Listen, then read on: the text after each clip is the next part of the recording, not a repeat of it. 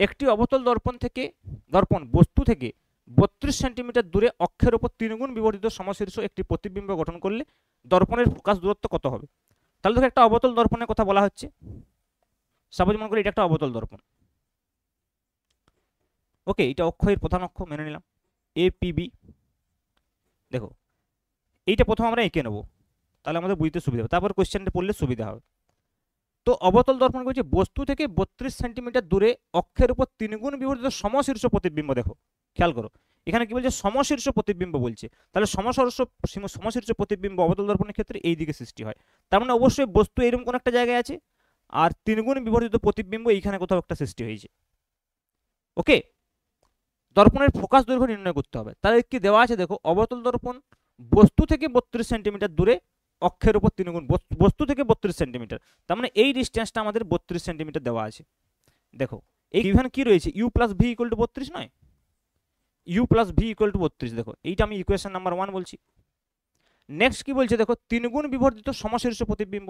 তাহলে 3 গুণ বিবর্ধিত মানে কি? Mod m equal to 3। Mod m মানে কত? ভি বাই ইউ বলেছিলাম। দেখো তাহলে v by u equal to 3, তাহলে ভি ইকুয়াল টু 3u। তাহলে ইকুয়েশন নাম্বার 2। ওকে, তো এই দুটো ইকুয়েশন যদি আমরা ইউজ করে দেখো ইউ এবং ভি পেয়ে যাবো। কারণ দেখো এই সমীকরণ যদি ভি সমান 3u বসিয়ে দিই, তাহলে you plus 3u equal to 32, তার মানে 4u ইকুয়াল টু 32 হয়ে গেল। তার মানে ইউ ইকুয়াল টু হয়ে যাচ্ছে 8 সেন্টিমিটার। ওকে, আর ভি সমান তাহলে হয়ে যাবে দেখো 24 সেন্টিমিটার। 3 8 24, ইউ তো 8 বেরিয়ে গেছে, তাহলে এটা 24 সেন্টিমিটার হয়ে যাবে। তাহলে ভি আর ইউর ম্যাগনিটিউড পেয়ে গেছি। এবারে ফোকাস দৈর্ঘ্য যদি আমরা নির্ণয় করতে চাই, তাহলে আমরা কি করবো? সিম্পল ফর্মুলা ইউজ করবো, 1/v plus 1/u equal to 1/f। তাহলে এই ফর্মুলাটা যদি আমরা ইউজ করি এখানে, যে 1/v প্লাস 1 দর্পণের সমীকরণ,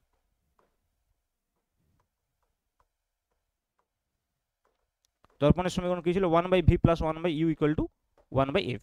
তাহলে দেখো এখানে ভিটা কত হয়েছে? 3u মানে 24, তাহলে -24। তাহলে তিনটেই মাইনাস হবে অ্যাকচুয়ালি। দেখো মাইনাস মাইনাস, তো তিনটে যদি মাইনাস হয় আলটিমেটলি প্লাস হয়ে যাবে। না তিনটেই মাইনাস কোথায় হচ্ছে? ভিটা তো প্লাস হচ্ছে, সরি ভিটা এইদিকে আছে প্লাস, ইউটা মাইনাস, এফটা মাইনাস। তাহলে দেখো আমাকে নির্ণয় করতে হবে এফ। তাহলে আমরা বলতে পারি 1/v minus 1/u equal to -1/f। তাহলে 1/f হয়ে যাবে। দেখো 1/f কি হয়ে যাবে? উল্টো হয়ে যাবে 1/u মাইনাস 1/v। তাহলে মানগুলো বসিয়ে দাও। ইউর মান আছে 8, তাহলে 1/8 মাইনাস 1/24, তাহলে 24 লসাগু হয়ে গেল 3 মাইনাস 1, তাহলে 2/24, তার মানে 1/12 হয়ে গেল। দেখো 1/12। তাহলে এফ ইকুয়াল যদি 1/12 হয়,